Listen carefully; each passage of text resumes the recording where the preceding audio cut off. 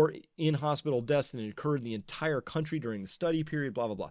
Surgisphere, the data company, have since stated this was an error of classification of one hospital from Asia. This indicates the need for further error checking throughout the database, and that's being polite. Data from Africa, here we go. I told you I would get back to this cardiac business here and the ventricular arrhythmias and stuff.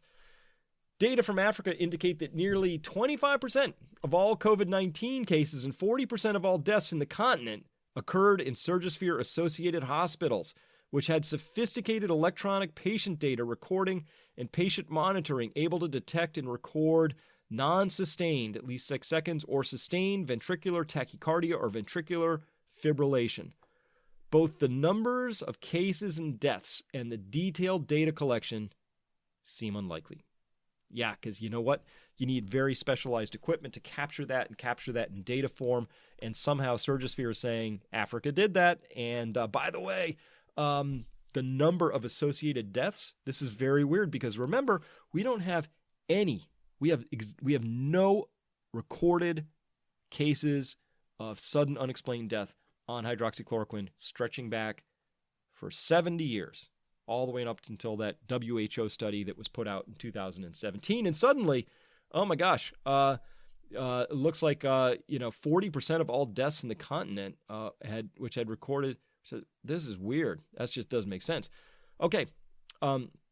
Unusually small reported variances in baseline variables, interventions, and outcomes between continents. Yep, that stuff was super bizarre. I pointed out some of that on Tuesday.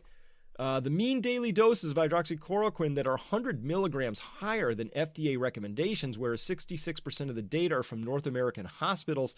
Yeah, very unlikely that North American hospitals are going to be administering at a higher dose than FDA recommendations because that's a foul and you could get in trouble. And of course, you expose yourself in lots of ways. So that's unlikely.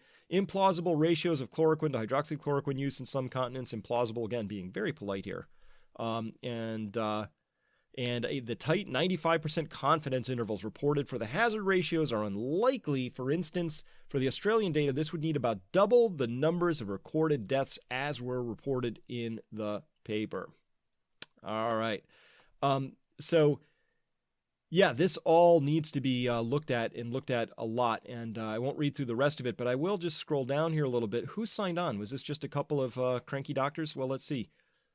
No, Dr. James Watson from Thailand. We got the UK.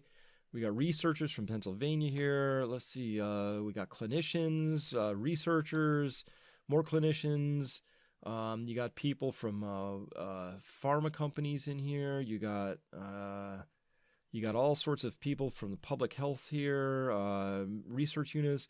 Look at this. Look at this list of people. Look at this. I can't even go all the way here. Maybe if I lift this a little higher, we can get to the bottom of this list. Maybe. All right. So that's actually a pretty big list. And by the way, there's some really, really prominent people in here who you've heard about and read their names before as we've been going through this. So there's big names in here, and these big names are saying there's something really wrong with this study, and this is super embarrassing to the Lancet here. All right. Let's cut back here. And say, well, let's review. Where are we with hydroxychloroquine? Let's review. Hydroxychloroquine has been shown in clinical trials to be effective when given early and with zinc, right? Has been shown in clinical trials. I have the clinical trials. We've presented them before. There's some out of New York.